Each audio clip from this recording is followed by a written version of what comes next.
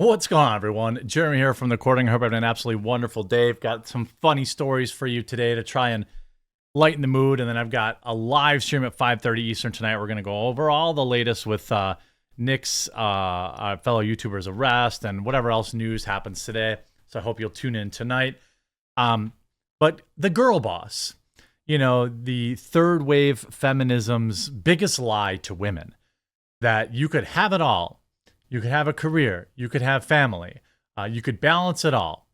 It's third wave feminism's biggest lie to women. Are there some?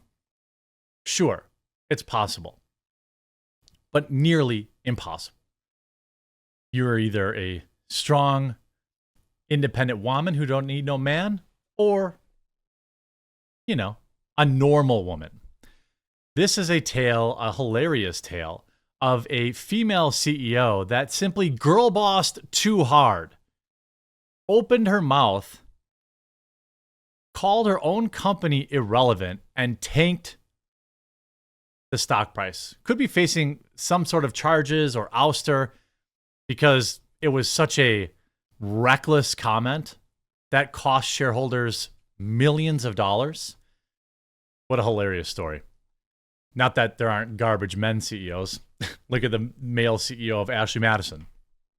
Many people saw that documentary floating around. Anyway, Cracker Barrel stock has been in free fall over the past week after its idiot CEO admitted the biscuits and gravy chain is, quote, just not as relevant as it used to be.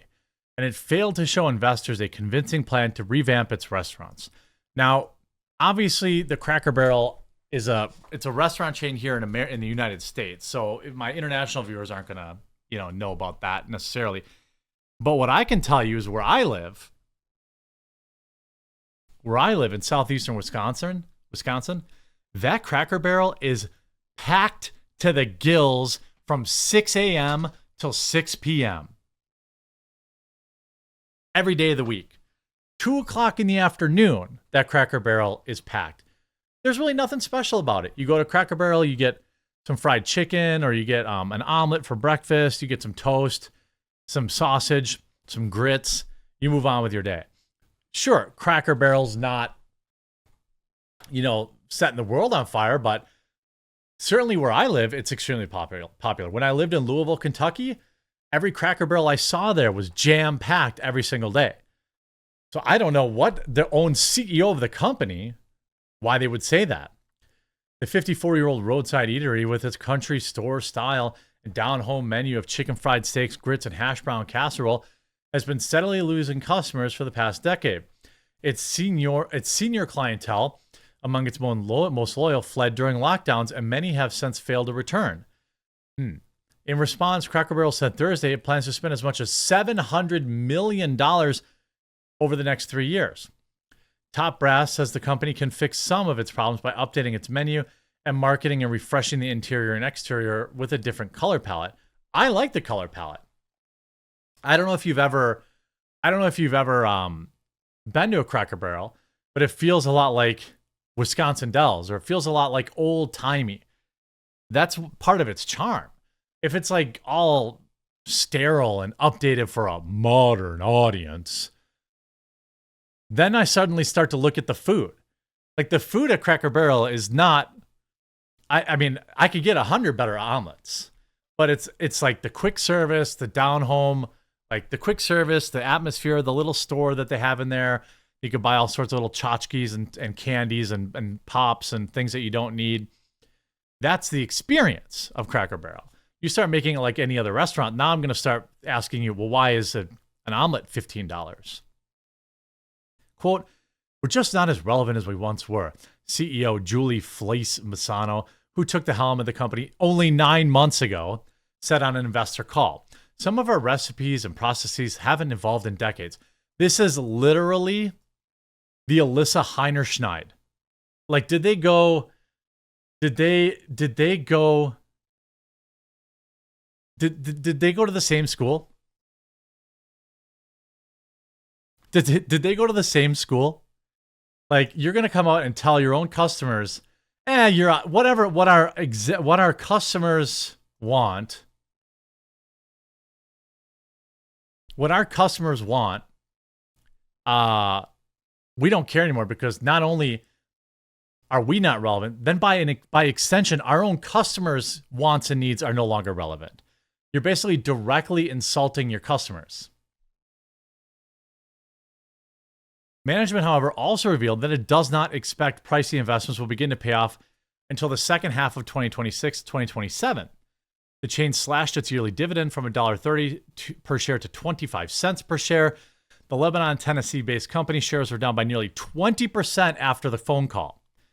On Thursday, they traded as low as $45.35, a 52-week low that also marked its lowest level in more than a decade. The stock closed at $45.67 per share. I would tell you this much. I think that there's going to be a restaurant crisis in America. You know what I mean? If you've been following my channel, you know that I've been talking at length about everything that's going on with McDonald's, how they've lost their customer. There was a survey that came out yesterday. Well, two different surveys. One said 70%, another said 80%. But let's take the lower number. 70% of United States consumers defined fast food as a luxury item due to its cost. If people are saying McDonald's is too expensive, they're not eating at Cracker Barrel. They're cooking at home. More people than ever are cooking at home. That's the reality of it. Cracker Barrel, Applebee's, TGI Fridays, Red Lobster. These are restaurants in just the last week that have closed dozens and dozens of restaurants. Red Lobster filed for bankruptcy. I mean, it's wild. Fles Messino said Cracker Barrel has fallen to the middle of the pack, adding, the reality is we've lost some market share, especially at dinner. Over the past 4 years, Cracker Barrel has lost 16% of its diners. Well, they're dying off. If you've ever eaten at a Cracker Barrel, the blue-haired crowd is about 85% of the people there. Then the government scared them out of leaving their homes, and many of them actually literally did die off.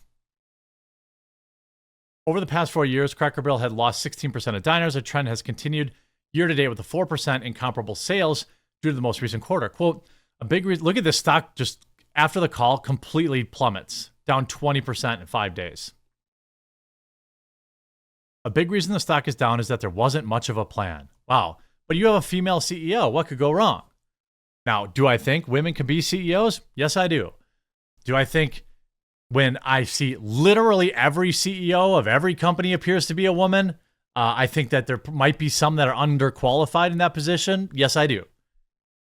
They announced a plan for a plan, but didn't give investors any information to judge whether reinvesting in the stores was a credible plan to address the traffic loss. One of the biggest challenges is attracting younger customers. By some measures, 10% of seniors overall have not returned to their pre-lockdown eating out habits, further increasing the urgency, according to Bartlett. They have a lot of senior customers, so long-term, they need to migrate away from that consumer. Well, you're not gonna. This is never gonna be a hip spot for Zoomers. Zoomers don't even know how to, what is the game where it's like a pegboard and then you jump over each other with the golf tees? They don't even know how to play that game. They're on every table there, by the way. Also, by the way, by courting both seniors and Gen Zers can get complicated. Last year, Cracker Barrel was accused of going woke for lining its front porches with rainbow-colored rocking chairs during Pride Month. That is going woke. And by the way, this idea that we need Gen Zers so we have to go Pride crap, they know that like Gen Z isn't exclusively gay, right? Like, what are they talking about? There's a lot of Gen Zers that still don't resonate with the woke messaging. They hire a female CEO, get woke, shed billions of dollars after boneheaded statement. Others accuse a brand of rainbow washing or promoting pro-LGBTQ messaging for Pride Month as pure marketing ploy. When it comes to attracting younger clientele, the CEO has said she lately has seen few signs for optimism. Go ahead and Google Cracker Barrel versus anthropology. Fles Messino told analysts last week's call. It's a thing, and if you know, you know. Oh, why do you even have that job?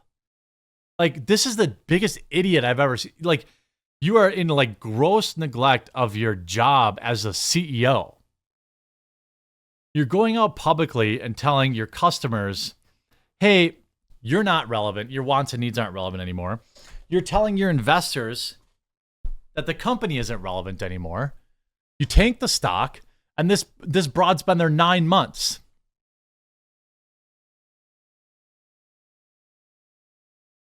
I mean, are you kidding me? And anyway, by the way, couldn't even tell you where an anthropology is, but I could tell you where 24 Cracker Barrels are. Then again, you could say years ago, they had very good food for very reasonable prices. We've noticed it going downhill for the past decade. That's true of the Menominee Falls location. I don't even eat there anymore. It's too grimy. We don't have any near us, but we'd always stop whenever we were on a road trip. Haven't been back in years. Once again, anyone over a certain age is irrelevant. Boy, I guess I owe businesses that exclude my demographic a big thank you. By not patronizing a business that feels that way, I save quite a bit. Exactly. Another woke female CEO completely tanks a business. Who could have seen that coming? I hope you enjoyed this video. If you did, make sure to leave a like on it. We'll talk to you again real soon.